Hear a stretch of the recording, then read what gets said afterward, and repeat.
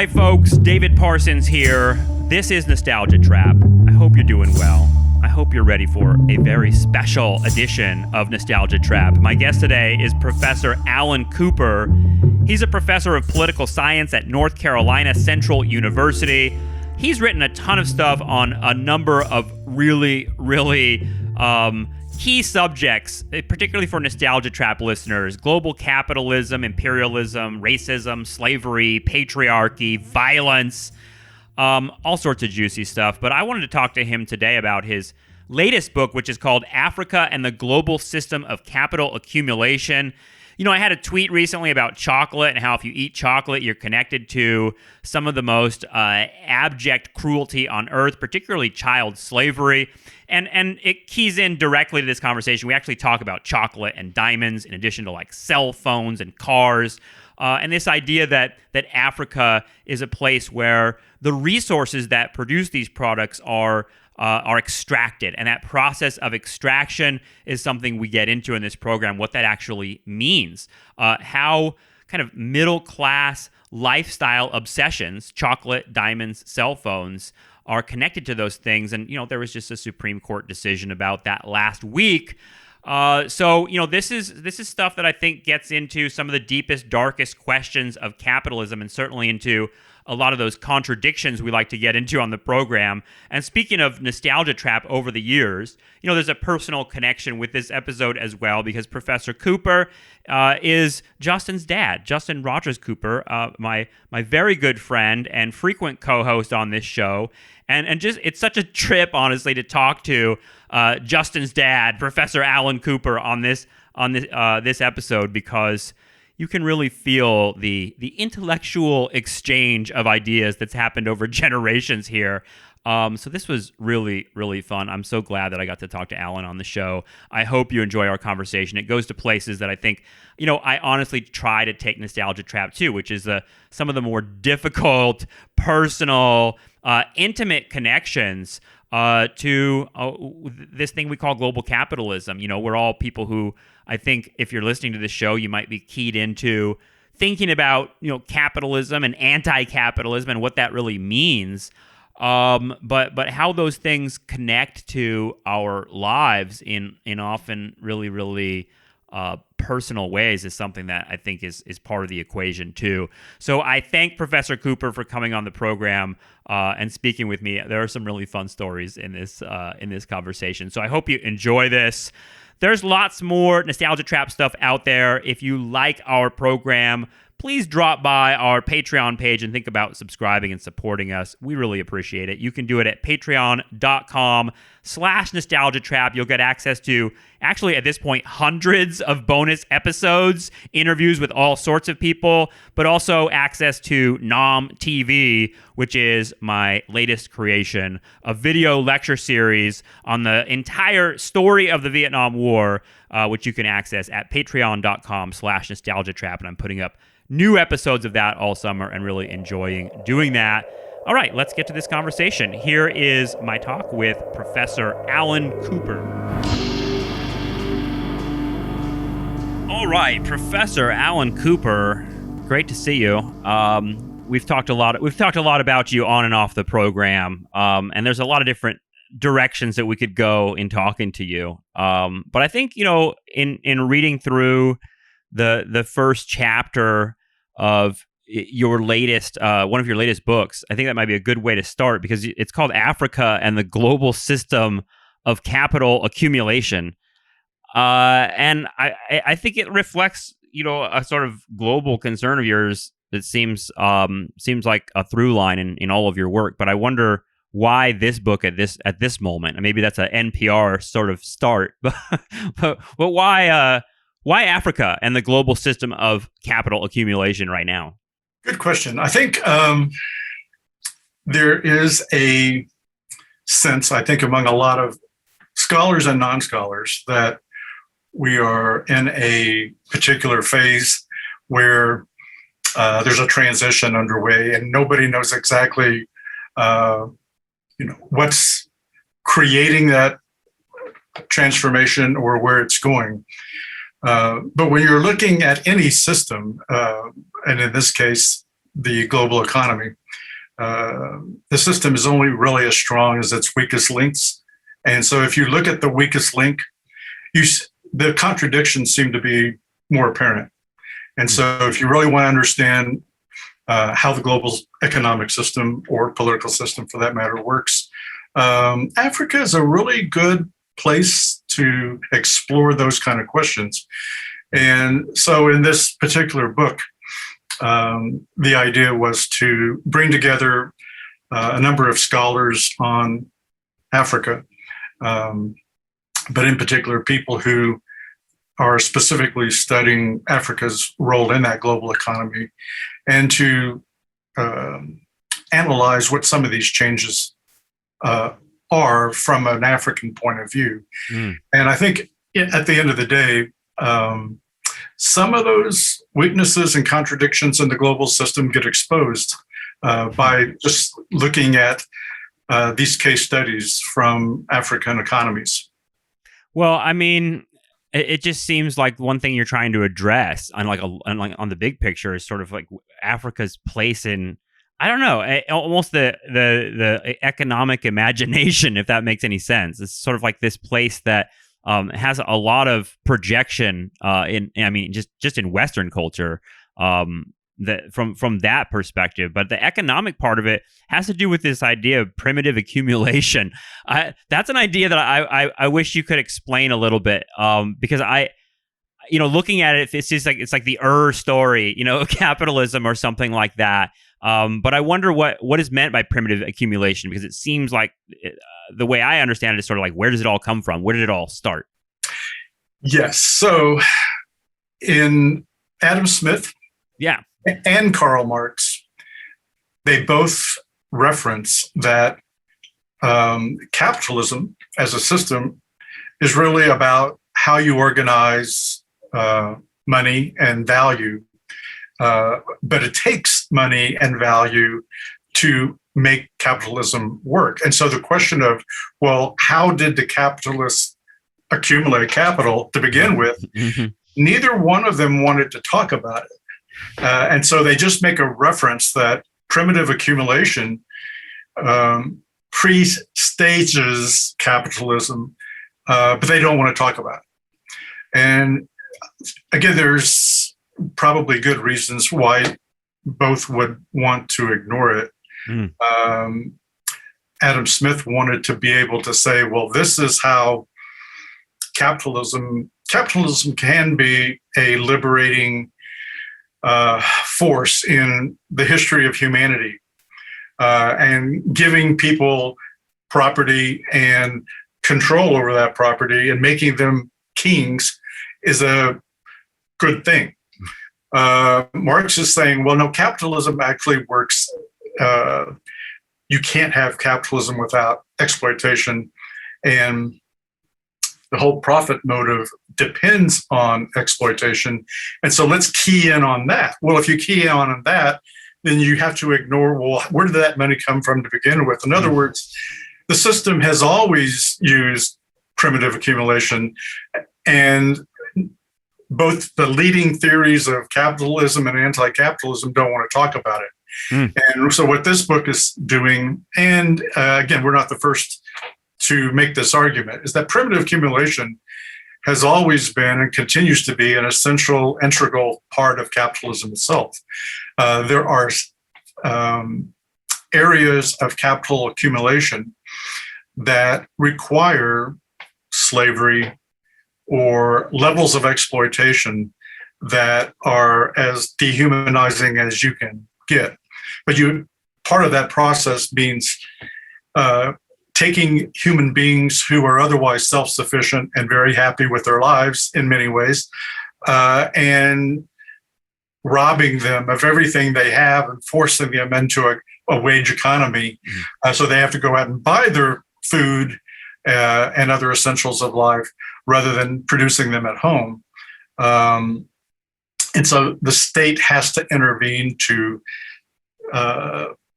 engage in primitive accumulation and allow primitive accumulation to take place, which is to take people away from the ability to take care of themselves. Mm. And what the book is showing is that every country, every region of the world throughout history has found their way of maximizing primitive accumulation. But the true, time-tested method for doing this is to organize that on the basis of race. Mm. And so that there isn't or shouldn't be a coincidence in the idea that when slavery is put to an end in the United States for very capitalist reasons, the global economy still needs that primitive accumulation, preferably by Black people, to produce the kind of profits that the state can use to create the middle classes that you and I can enjoy and have the luxury of having a conversation right now instead of digging for coltan in Congo. That makes our cell phone and that this communication depends on. And that's something that's something Justin and I talk about a lot on the show, is that all these, we live in a very technological, sort of utopian society in some ways, in the sense of our dependence on and appreciation of technology. And we rarely talk about the fact that the technology is sort of created by systems of exploitation everywhere, not only in the labor that's producing these things, but actually the mining of the minerals, usually in Africa, that are required to make computers. I mean, is that one way of looking at primitive accumulation, that it's like theft of land and resources? Because that's what it sounds like when I hear accumulation. I'm not thinking about money. I'm thinking about, like, you actually need the stuff. You need areas that are rich in resources to be able to accumulate and create the systems we're describing. The means of production do require or get translated into resources, economic resources. And so whoever controls those resources feeds that means of production. But in the global economy as a whole, and one of the things, again, that's in the book, is there are aspects of capital accumulation that are based on exchanges of resources that are not necessary for life at all. So, for instance, the coffee that we eat or drink, I don't know if, I guess it depends on the person whether that's a necessity or not. But as I raise my cup, yeah. But people can live without coffee. Or diamonds. Here's a product that has absolutely no intrinsic value at all. It is a hard substance and you can use it for industrial purposes. But we've also, since the 1950s, created a synthetic form of diamond. And so these little shiny objects, they're just shiny little objects. Mm-hmm. And in fact, they're not even all that shiny in their raw state. But, you've got young African men clawing, with their hands through the sands of the Namib Desert in Namibia, trying to feel around for these little stones. And then they're all shipped off they all have to go to De Beers, at least historically. And the De Beers Corporation then would take them places, but primarily Israel, to have them all cut up and, polished. And then they end up in 47th Street in New York. Mm-hmm. And every jeweler in the country goes. And the only other, aspect of that creates the need is a good public relations campaign. So, De Beers went to Hollywood back in the 30s and 40s and said, you guys are making a lot of these motion pictures. And there seems to be a common theme of people falling in love all the time in a lot of these movies. So we will be willing to subsidize the cost of the movie in part if you would just change that scene so that when the guy says to her, will you marry me? he opens up a box and she looks and she goes, oh my God, it's a diamond, I have to have that. He must love me. And they just change that. They just add a couple lines to that scene. But if you go back to the, opening of the 20th century and you say, what were the top 10 stones that were given for engagements and wedding rings and anniversary rings? Diamonds they're not even in the top 10. But today, if you don't extend a diamond to your loved one on an engagement, the whole damn thing is probably forfeited at that point. But so here you have all these diamonds coming from Africa, where people are barely paid and sometimes not paid. But an enormous amount of wealth gets created because De Beers can control supply and demand. And they create a market for something that has no real value. And diamonds are literally a dime a dozen, but people spend thousands and thousands of dollars, and people involved in the diamond trade are billionaires. And again, the book is looking at how. And when you extrapolate that to everything, it's beginning to understand how those needs are created. I mean, it's such an insane, scary story. I mean, I wonder how if you can talk a little bit about how that connects to the larger history of Africa and this role it has historically played as a sort of place where capital is grabbing all these resources and under extremely exploitive circumstances. But at the same time, there's been like in my lifetime, I've certainly heard this word development over and over about Africa, and sort of like this idea, and I think it's in the book. I was reading this idea from you, and your co-author that development and progress, as a sort of idea in Africa and different African nations has been used as a sort of way of justifying what's happening. In other words, the idea that like, this is modernization, this is better for the people, seems to be like the common through line to that historical phenomenon, if that makes sense. Yeah, I think the ideology of capitalism and modernization is that if you don't play the capitalist game, you're going to suffer.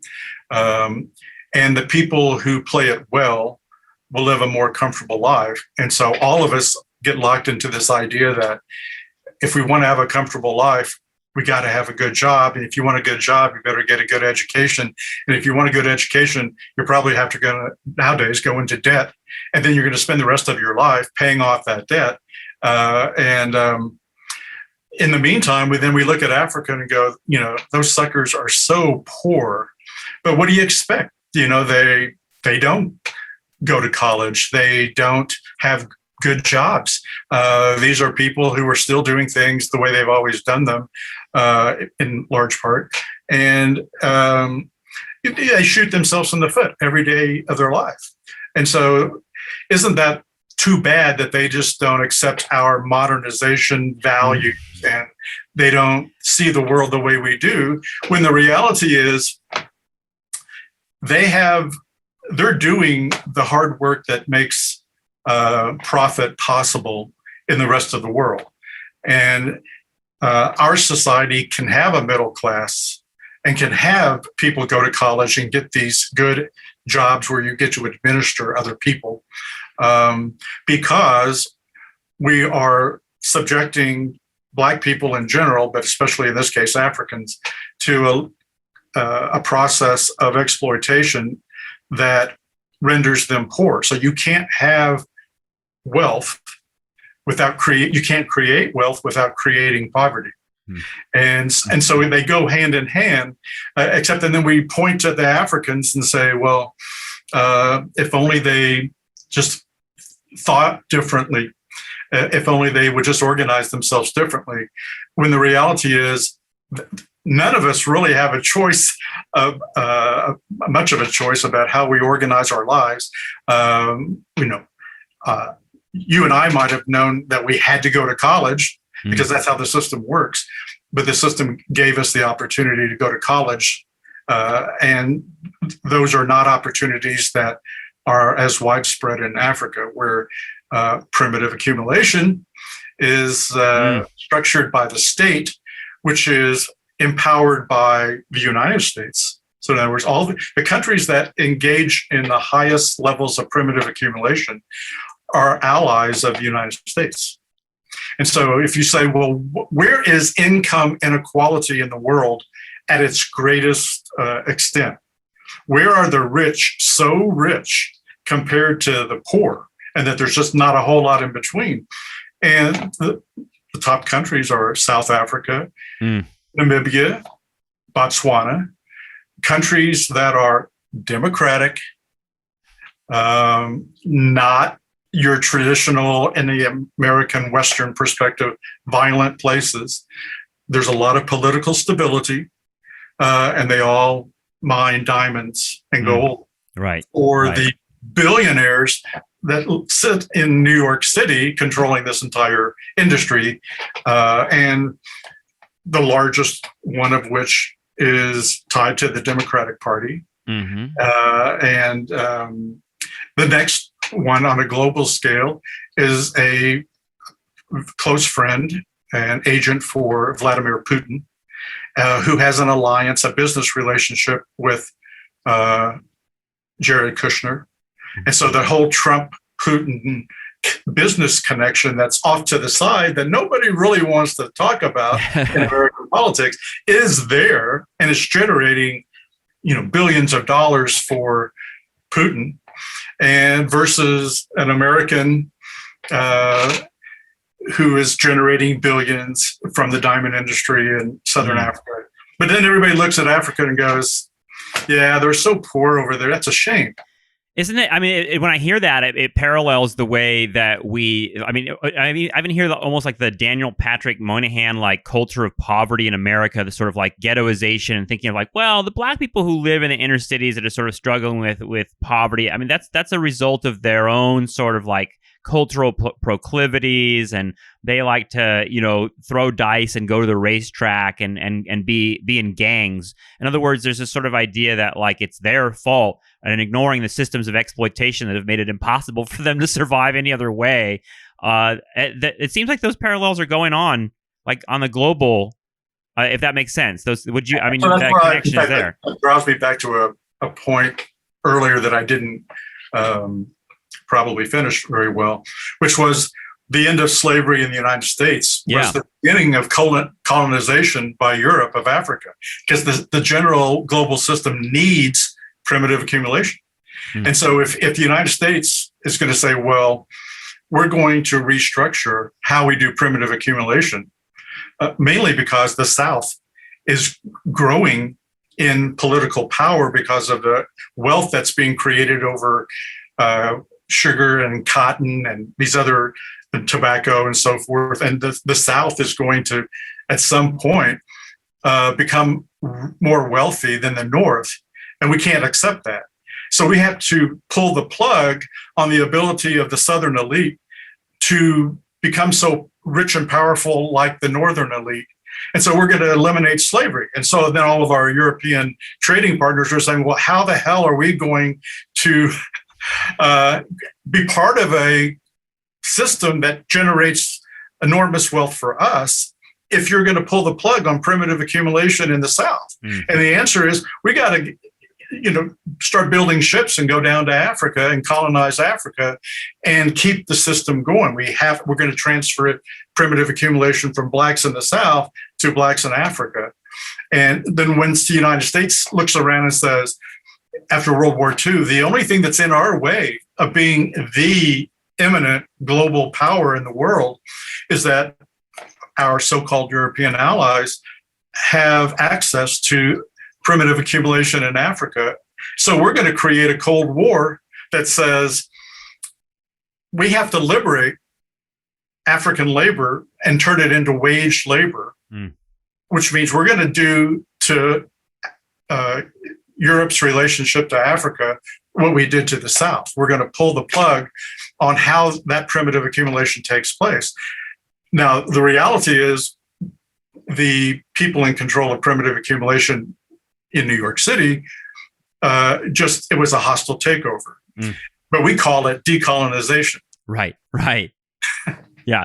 That's what I'm hearing is the story of like anti-colonialism. I mean, I just did this, because I'm doing these Nom TV episodes, where I'm trying to talk about the Vietnam War, and I'd love to hear about your experiences, and maybe that can connect us here, because it's ringing with like the moment where Ho Chi Minh in 1945 is saying to the United States, "Hey, you guys are the saviors of the world, and you have all this anti-colonial ideology. You should be on our side here in helping us, get the French out of the country." And the United States is kind of like pulling on its necktie, saying like, well, it's stuck between this sort of anti-colonial ideology and its role as hegemon of world capitalism. And it seems like something that is a conflict we've seen play out all the way to today, even though we're not in the quote unquote same Cold War moment. Mm-hmm. Well, and the outcome of that is to say, well, it's not that we're opposed to you having control over your own territory and resources. The problem is we want you to feed that relationship into a global economy that we control. Mm. And so even though we're going to intervene to prevent Vietnam from having the kind of country they may have desired, once Ho Chi Minh has died before the end of the war, mm-hmm. And once we pull out, it's because we have established an understanding with the Vietnamese of what their future is going to be. And so, it's not that long after they get their independence that they're an economic ally of ours, and they continue to be one to this day. So they understood, any country that wants to have peace and independence needs to play a game controlled by the United States, or otherwise things get really messy for you. And the war could just keep going on and on and on. You're always going to suffer unless you play by the rules. It makes you think, who won the Vietnam War? Capitalism? I mean, that's the way you described it just now. Yeah. Capitalism definitely gained. In fact, and even to this day, there's a similar argument being made that the United States is facing competition from China around the world, but especially in Africa. And again, and there's a chapter in the book that actually shows how the primitive accumulation that needs to take place in Africa for the global economy is being orchestrated by Chinese capitalists. So it's not that the Chinese are really competing with the United States as much as it is there are areas of primitive accumulation that the United States thinks is just way too nasty. We don't want to be associated with it. So we let the Chinese have that market, and the global system gets enhanced and strengthened because China is playing a role in that capitalist economy that the United States thinks it's actually a better agent for that kind of change than we are. So again, most Americans, and especially maybe even most Chinese at this point, are being told by their respective governments that each country, the United States and China, represent a threat to each other, and that the other country is organizing in a way that will overtake, their country. And when you're sitting in Africa, it's just, well, do you want to do it the American way or the Chinese way? But either way, you're getting screwed over royally, and you're just deciding which nasty game are you going to join for the moment, which one offers you a better deal at that moment.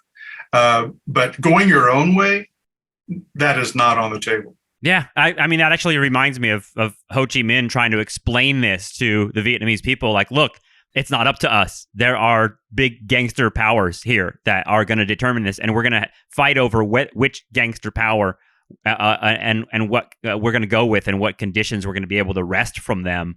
God, I'm thinking about like what like, I don't know, in China, in terms of Chinese power, like racial attitudes about what's capital accumulation in Africa. It's very easy for me to think, in the United States, we have this history of slavery and this very particular connection to thinking about this population as a population that's almost historically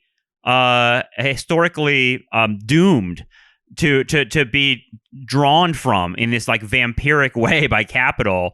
I wonder about that part of it, but I also just think about, like, I don't know, growing up, there's this sort of phrase of like, finish your dinner because children in Africa are starving, a sort of idea that's just always there. And I grew up with, and I remember, I wonder what you were thinking during this time, because certainly you were a lot more conscious of politics than I was in the 80s. But when they did like We Are the World, when like all the celebrities came together and sang that song, and like I remember being a young child and seeing lots of images of like suffering children in Africa and starvation. What were you thinking? Because it seems like that moment was really dislocated from the sort of like economic exploitation story that we're talking about right now.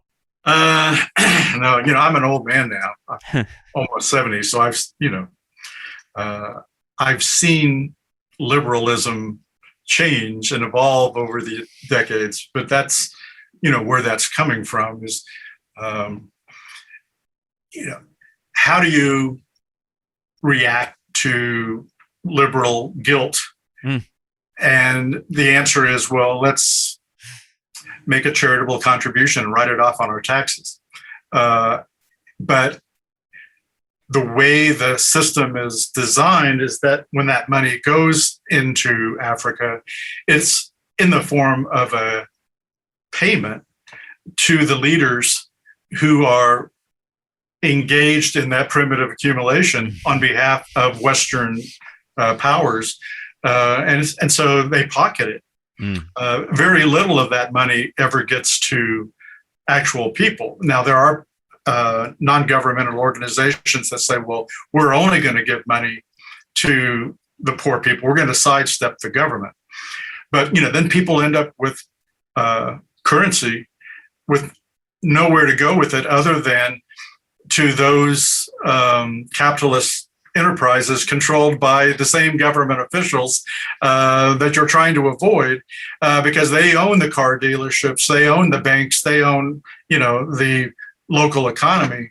And so it doesn't matter how the money gets there. The money is being used to pay off the people that are administering the primitive accumulation and making sure that there's so much profit built into that system that our government can then sit around and give us our take on that, and have a middle class that's going, wow, thank God I'm doing well because I must be doing the right thing.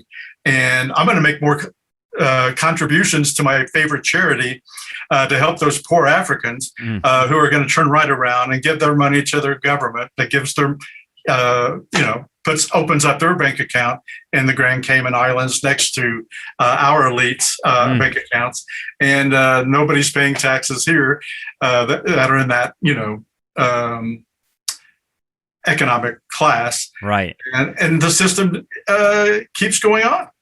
Well, yeah, I was going to say that was a long time ago that I watched all those celebrities sing that song, and it seems like the conditions in Africa are the same, worse. I mean, Ethiopia was the country that song was ostensibly about, I think, and Ethiopia today, as we've talked about, is just like in a genocidal moment that doesn't even seem like it gets much attention at all.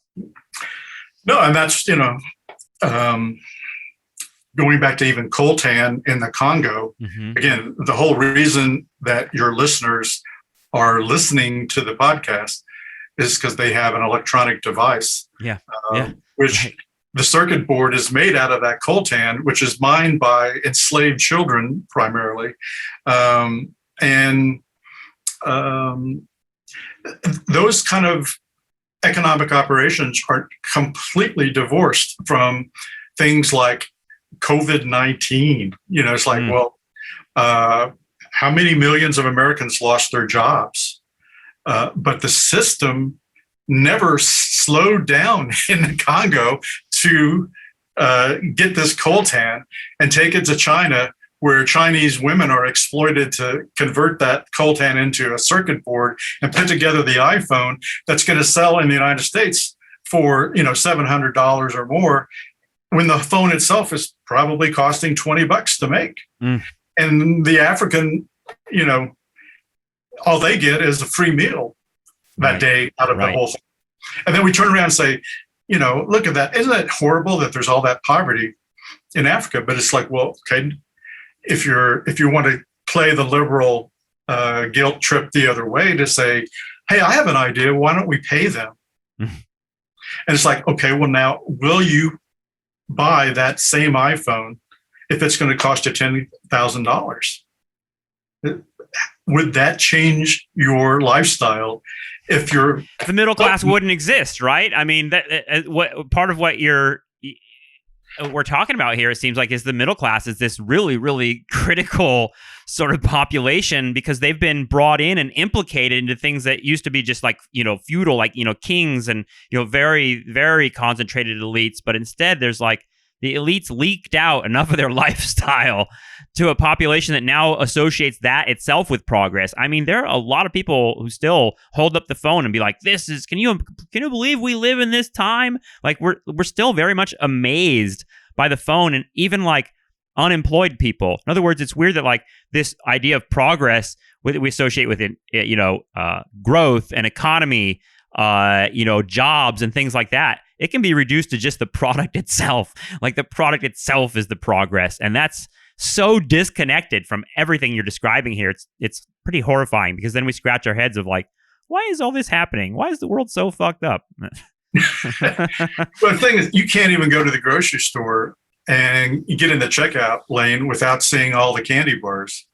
It's like, does anybody actually stop and say, how the hell did this get here?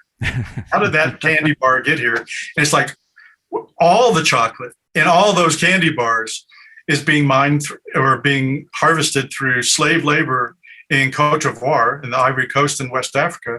And again, it's little boys, 9 to 13, 14 years old, who are locked up in these little cages, who go out every day and who, plant and harvest the cocoa beans. They have no idea what they're doing, what that product is for. They've never tasted chocolate in their life. But those beans then get sold on an international market and end up in Hershey, Pennsylvania, where they can then turn into that candy bar, and other companies as well, Nestle, and all these companies get their chocolate. Even Ben and Jerry's, the most progressive of companies, gets their chocolate from slave labor in West Africa. And again, it's a horrible thing. Let's take up a collection and do something about it. Or you say, well, let's just pay real adults to work the cocoa fields of Cote d'Ivoire. But that means that little bag of M&Ms is going to be $15. Would you do it?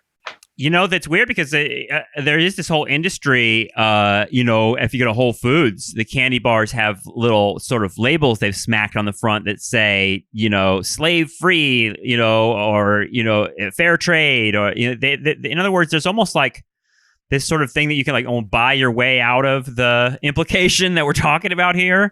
It seems like that's a whole industry now. And I'm glad you're pointing out this, not just the phone. It's like coffee, chocolate, this is like basic stuff that has become normal to us as a product that, I don't think most people think about their Snickers bar being connected to this level of oppression and nightmare. Mm-hmm. But, it's one thing to say, well, I finally realized that my tennis shoes were made in Bangladesh and in slave-like conditions. But, almost anything that you have, there's a high probability that you got it as the end result of some really genocidal, horrible stuff I'm calling primitive accumulation, that started off the whole process. And so we're all locked into that system.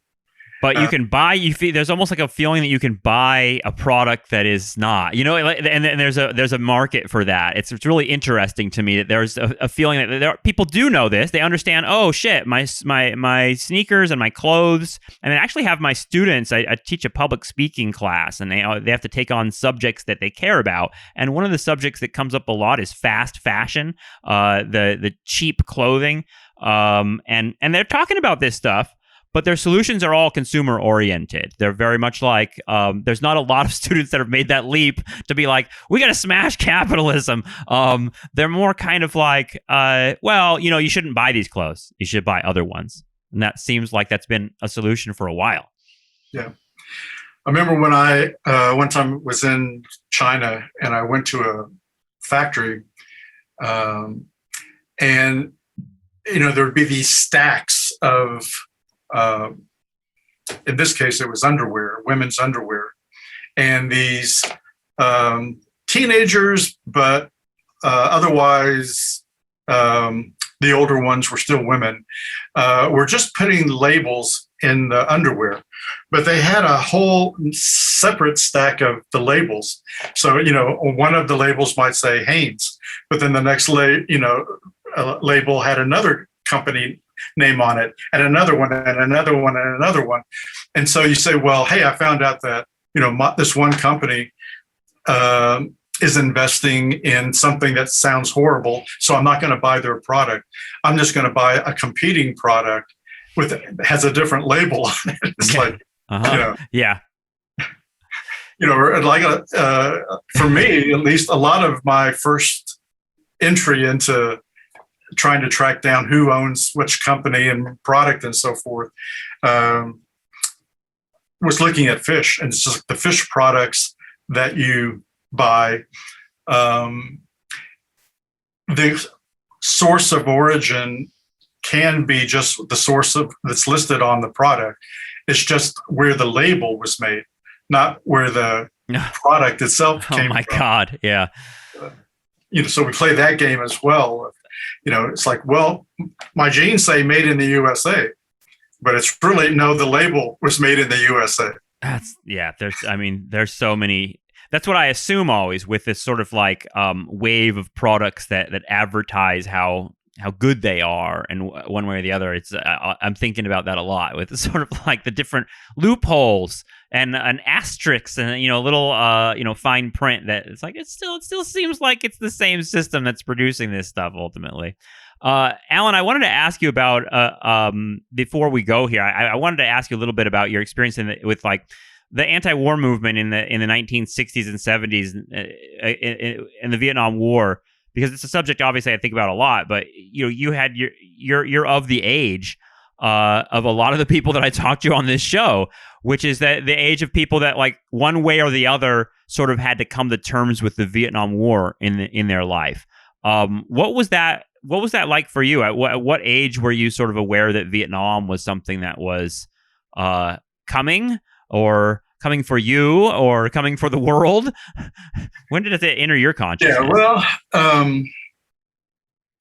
I came from a family, parents that were very invested in the Democratic Party.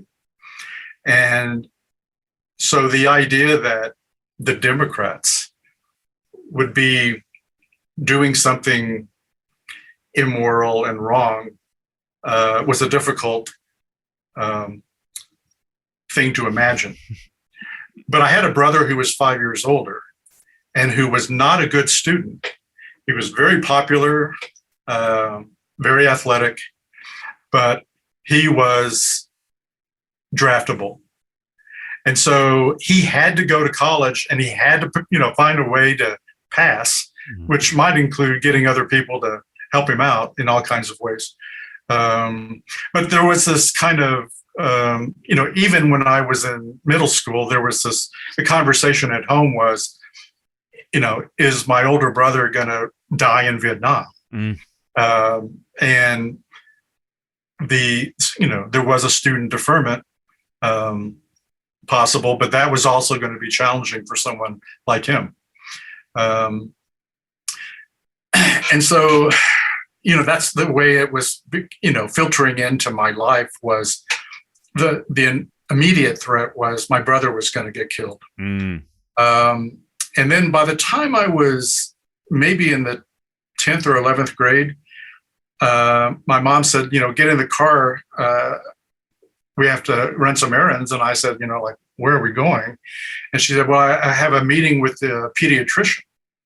And I hadn't seen this guy in years. And I go into his office and he says, walk across the room there by the window and face the window, and then reach down and grab your ankles and take off your shirt, though, to do this. And I thought, well, that's all seems to be pretty strange. And so I do it, not understanding like what medical analysis is taking place here. And then afterwards he goes, yep, no problem. And he starts writing something down, gives it to my mom, and she writes him a check. And he had just written a authorization that I had continuing problems with asthma, and therefore had a 4F deferment, that I wouldn't be draftable because my history of asthma as a kid, which of course I had outgrown everything I was allergic to by that point.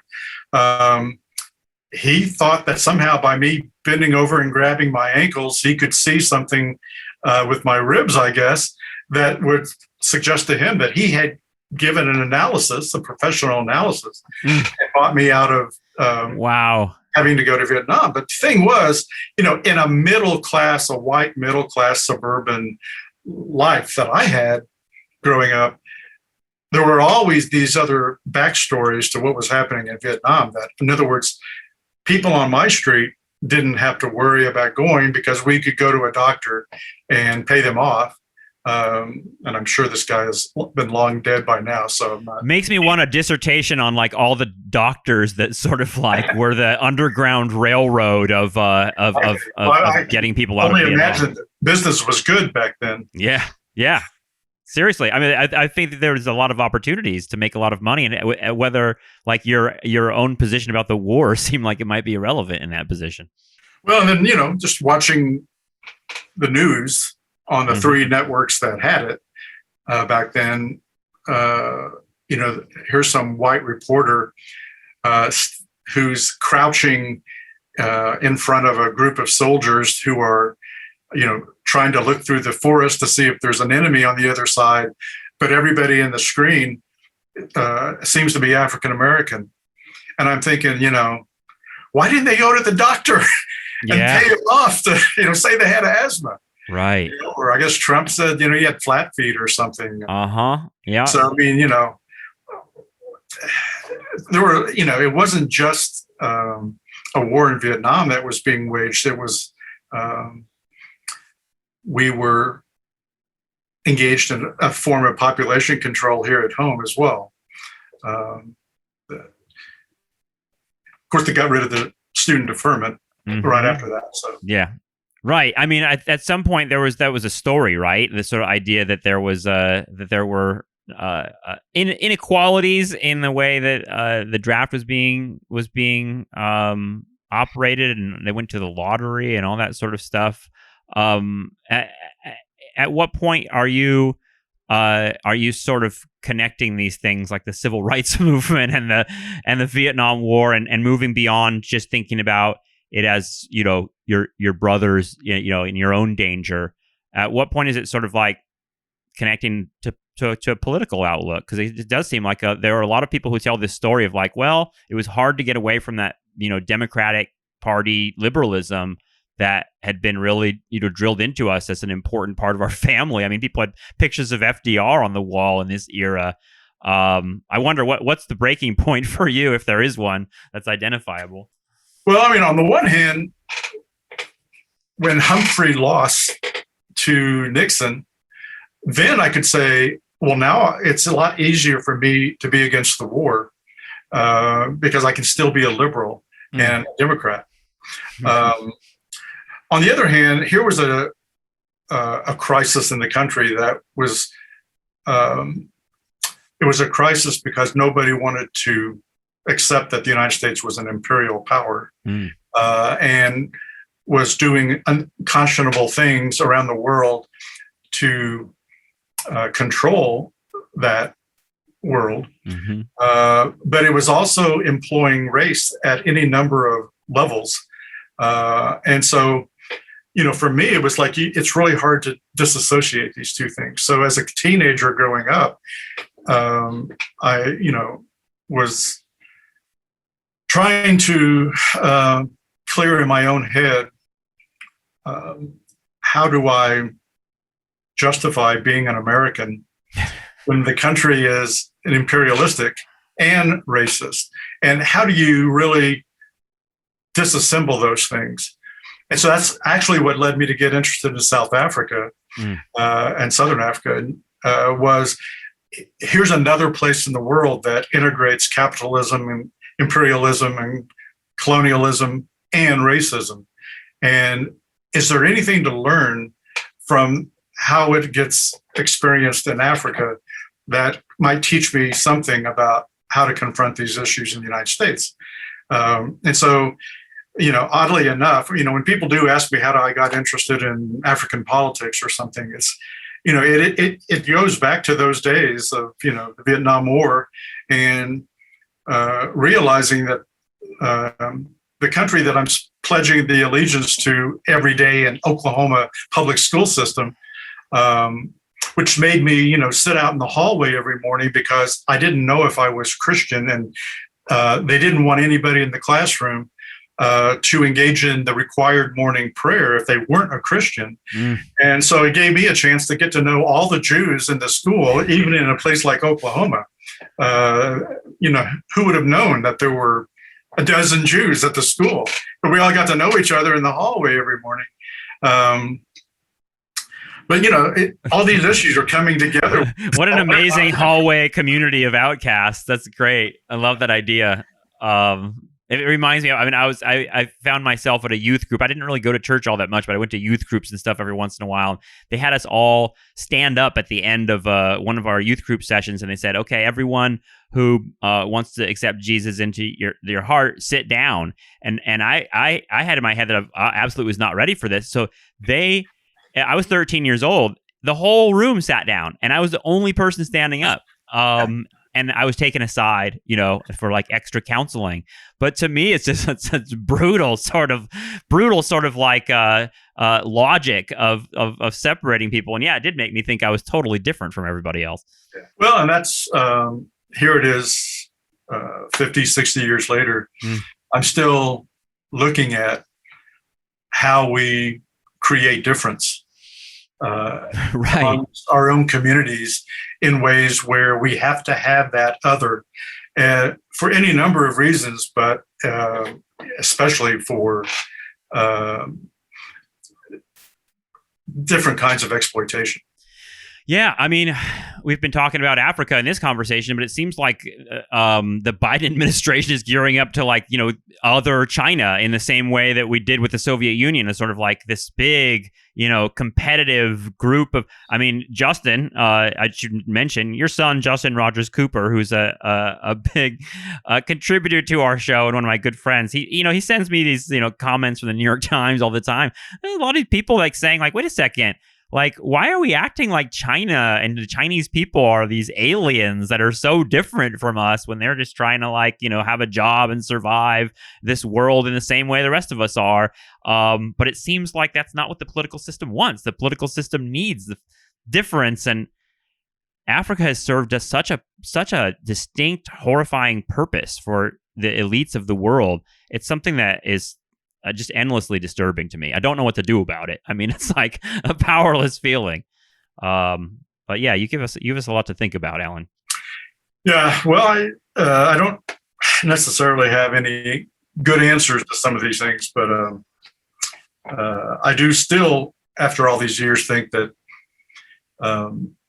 finding an answer to our own issues here in America might be enhanced by learning a little more about Africa in the process and the connection that exists there.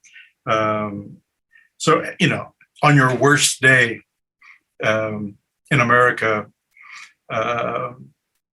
things are highly unlikely to be anywhere near as bad, anywhere as bad as it might be in Africa. That there are some really serious, inhumane things going on in Africa that make America work. That's a thought that's in my head a lot. And it's again like I think it's hard for it not to become liberal guilt, because it is there are children starving in Africa, so you should enjoy your lifestyle here and enjoy your dinner here because there are people who are not enjoying their lives. I mean, to me, whenever I have problems, first world problems in America, I do think of like a child somewhere right now carrying a bucket of water through the heat for miles to use that water for the week for their family. And I think about the fact that I can just, go turn on the water in my 5 different sinks in America. I mean, there's a meme even about it of like, oh, you have clean water in America and you shit in it, in the toilets. The sort of like idea that like the things that we take for granted here are unreal.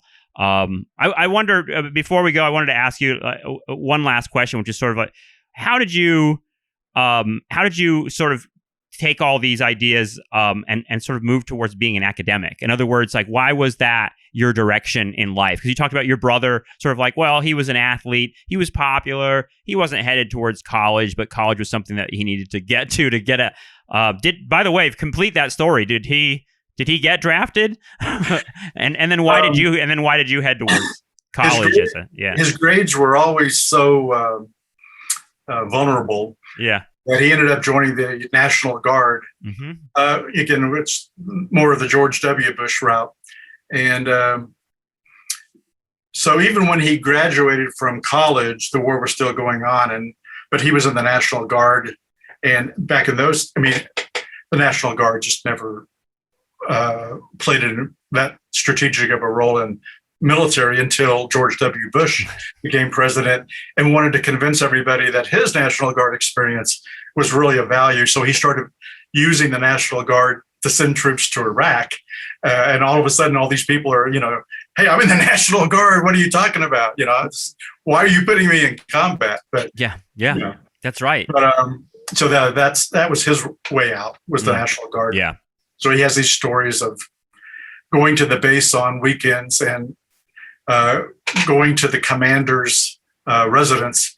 And since the commander wasn't there, just going upstairs to the bedroom and sleeping throughout the day. And of course, one day the commander came in the house and he was downstairs working, and my brother couldn't leave the bedroom because he didn't want to, expose the fact that he was been sleeping in the guy's bed. It's like the 3 Bears or something. Yeah. And he didn't come home for dinner. We were all wondering, where the hell is he? He must have had an accident of some kind. But, the guy didn't leave the residence there at the base till like 10 o'clock that night. So my brother didn't get home till about 11. So that was his experience with the Vietnam War.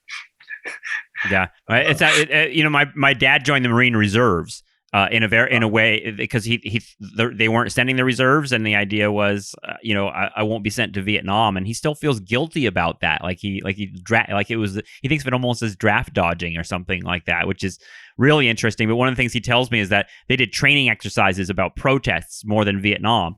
So they would have other Marines dressed up as hippies, sort of doing these protests, and they were supposed to come be a police force and confront these protesters. But he said what happened on more than one occasion is it got so violent because the Marines hated these other Marines dressed as hippies, got into their role playing so much that they were really attacking these guys. And I'm like, God, that's such a 60s, 70s moment. The Stanford experiment. Totally, yeah. So why did you decide I'm gonna go get a PhD and I'm gonna sort of find these a direction for these ideas in the academy? I wish I had a really good answer, but it's really just an accident of sorts that I finished up my senior year at the University of Oklahoma and was interested in Africa at that point. And I could not think of anything that I wanted to do or thought would be ethical in order to make a living. And but then I knew that people were going on to grad school, and I thought, well, that's just more of what I've been doing. I guess I'll just do that. So I went to the University of Wisconsin because they had the leading African studies program at the time. And but I remember, one day I was in the graduate student lounge and just, hanging out with some people and having some coffee. And everybody was talking about, well, when they become a professor, they're going to teach class this way or that way, or they're not going to do this, or they are going to do that. And I was just like, why is everybody talking about when they become a professor? And then it kind of dawned on me that what the hell can you do with a PhD besides be a professor? And I thought, well, actually, that wouldn't be so bad. So I just kind of, the process of elimination of sorts was, I was good at being a student. I liked being a student. Yeah. I could continue to read and think. And somebody's actually going to pay me for this. That sounds ideal for me, but it really wasn't. Yeah. For instance, you're mentioning my son. When he was in middle school, essentially, he knew he was going to be a professor, and he was already, working towards that goal. And to me, it was just like, how do people do that? How do they know what they're going to be? And they're determined to be that. Well, I think he was probably influenced by his father and in some way. Well, again, my first job was at a historically Black college. I'm at one now as well, but he grew up here he is growing up in essentially predominantly white suburb with a dad who's teaching at a HBCU. And so his only contact with African Americans was primarily through my employment. And one day I took him and his sister, we had some errands to run, but one of them was to get the car washed. And it was at a car wash where you had to actually hold the hose and wash down the car. And some homeless guy, who's clearly under the influence, stumbles up to me and asks me for some money. And I really didn't have any money on me. And so he went, his way. But when I got back inside the car, Justin's first comment was, "Is that one of your students?" But I thought, well, how many white kids grow up in America thinking that some homeless, person on the street is probably either a student or a professor? Right. So that's so funny. Nature versus nurture, I'm thinking now. Allan Cooper, this was really fun. Thank you so much. I really appreciate it. Been wanting to talk to you for a while. I appreciate it. Give my regards to my son next time you see him. I will indeed. He'll be on the live stream next week. All right, we'll talk soon. Thank you.